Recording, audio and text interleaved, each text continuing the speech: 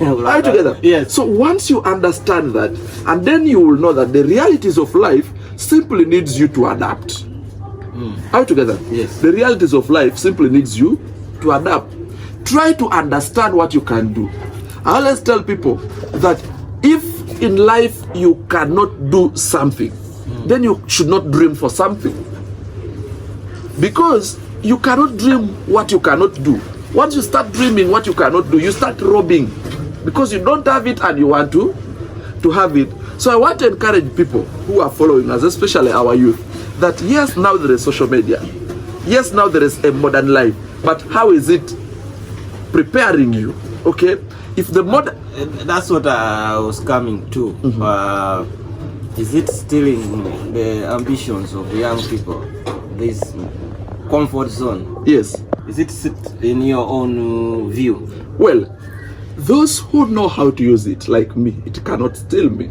Your ambitions? Yes, it can't.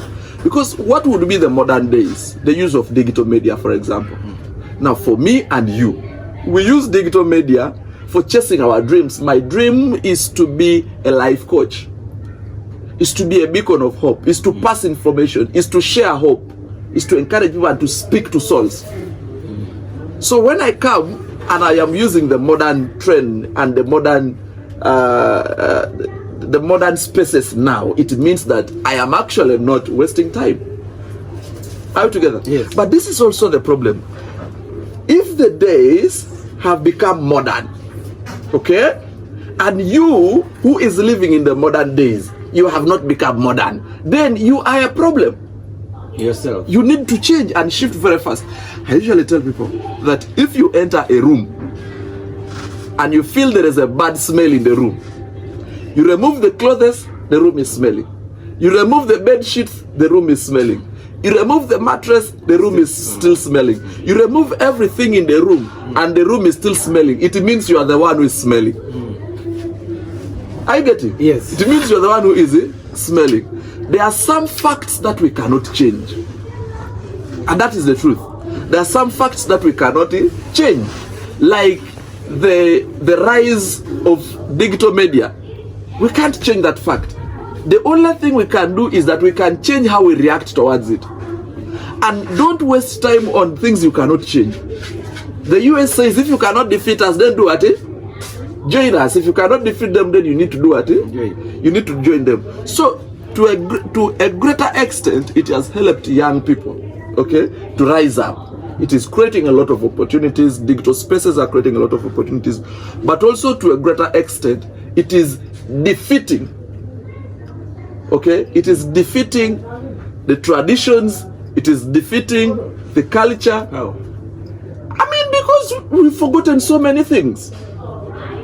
We've forgotten so many things. That's why these days, for kids to even know, for kids to know your cultural terms, you have to record them and upload them on TikTok. Yes. You get? You have to record them and upload them on TikTok. So if we cannot change, which is true, we cannot change, we must adapt. Okay? Yes. We must do what? Adapt. So, ambitions of young people are not very visible, very noticeable. It is our responsibility to help young people to make sure that they package their ambitions to a right cause. But also, I think COVID-19 had a purpose. It had a purpose. But it brought people become phobia with it. COVID-19 had a purpose. Do you know that many people did not know so much the value of Zoom, Google Meet, until COVID-19 came? Yeah. Yes. Many people. COVID-19 gave a very strong rise to the use of digital media. COVID-19. And I can tell you, because of that, it is now beginning to challenge, okay? It is beginning to challenge, it is beginning to even give problems to institutions that are not able to adapt. That's why you see, already radios are having problems. Just broadcasting on radio without streaming live, you don't have enough audience. Nowadays, even just marketing, okay? If you did a bachelor's in marketing and you cannot have a very fat TikTok page which has a lot of followers, you will hardly be recruited. Because even companies now no longer take their adverts to newspapers. You see, newspapers are now almost disappearing. You know, those days you could wait for 1 p.m. to get breaking news on radio. These days, before 1 p.m. comes, it's already on the phone, and it is already on TikTok. So it is not stealing the ambitions of young people. It is to a greater opportunity for young people, but it needs us to spend time to teach young people how to use it. I was sharing with my brother that when I visited Nigeria, I learned that maybe because of Nollywood, those guys got inspired to commercialize the digital spaces. In Nigeria, you cannot be a blogger who does not earn out of blogging. If you see any young person, and actually the richest people in Nigeria are the ones who are on media, people who do acting, and that's why you see nowadays, you go on TikTok, the biggest football analysts are Nigerians. They are even now there. Immediately after the game, you see them, the game was like this, the game was like this. So if it is helping us to survive, it is helping us to grow and to earn, let us embrace it. Well, thank you very much. Let us embrace it. But also, I'm looking at the aspect of parenting. Yeah. In this modern life, it seems like parents are finding it so challenging to nurture children in this modern life, because the child will just trust what the phone gives him than what the parents tell or if it is a boy, what the parent tells him, or what's your reading on this? Now, parenting is not only today's challenge. I'm not a parent, okay, who has birthed my own kids, but I have raised siblings. You know, my young sister Maggie, and many others have raised siblings. You see, it's just difficult to deal with young people.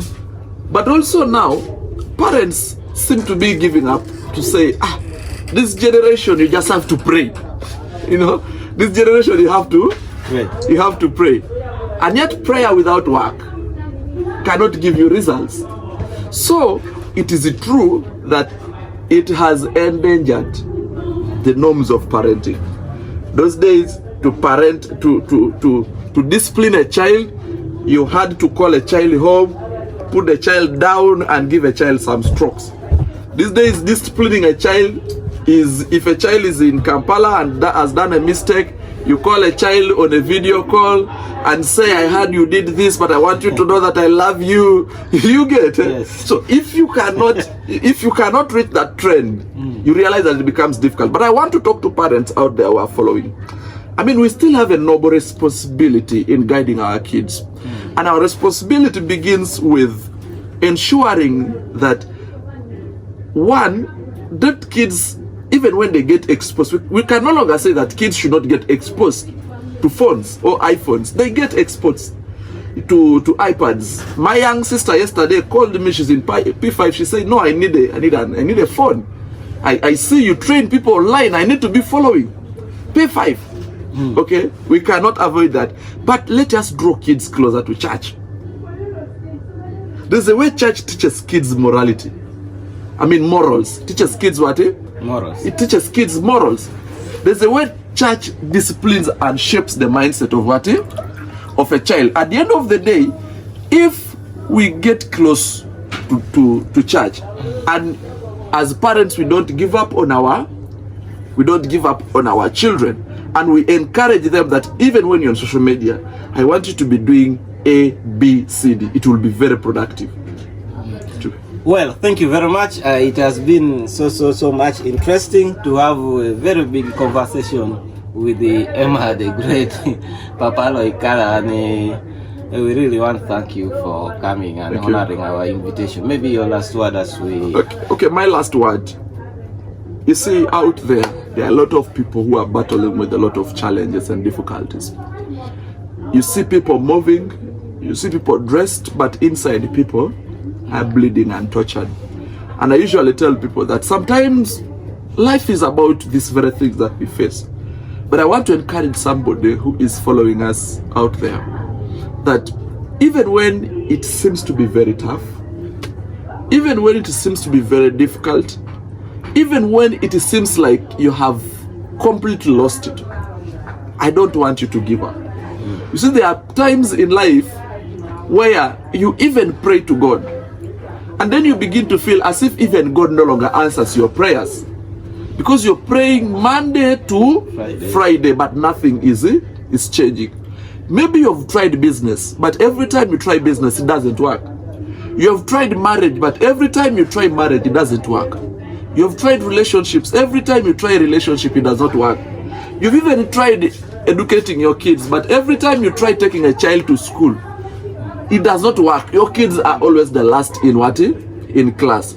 I want to emphasize and encourage people who are following that every life has a meaning as long as you understand your purpose, as long as you define your journey, as long as you believe in yourself. I want you to live with hope. That's number one. I want you to live with hope. Number two, I want you to live with courage that I will always overtake it. That's number two. Number three, I want you to believe that at some points in life, this reality will reward me. That is it. I usually tell people that even if you come from the most poorest or humblest families, it means that God wants to give you an opportunity to birth a better background out of you. Stop looking at your background and judge yourself out of it. Stop listening to what people say and judge yourself out of it. Stop looking at the academic papers you don't have and judge yourself out of it. Stop looking at what the world has painted on you and judge yourself out of it. I want you to believe yourself. I want you to understand yourself. I want you to define your journey, know your vision, and commit to the things you believe most that they will work in life. And trust me, you will win. All right, thank you very much. Emma, the great Papalo Ikaya. I want to thank my man behind the camera, Saidi the comedian. Thank you so much. I remain James Salong, the only Italian born in Testo. Oh, you're an Italian. Yes, I'm an Italian. I didn't know. Thank you. Thank you.